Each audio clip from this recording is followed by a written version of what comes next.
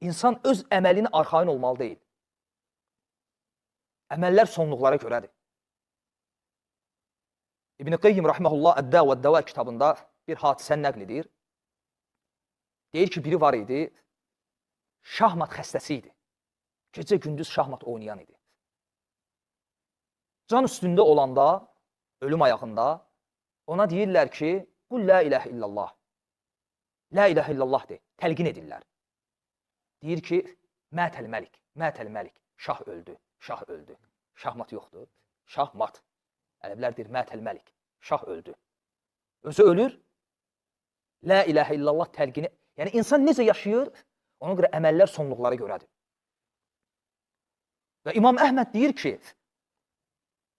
qula vacib olan qədər barədə gələn hədislərə təslim olub iman etməkdir. Çünki bu Allahın sirridir.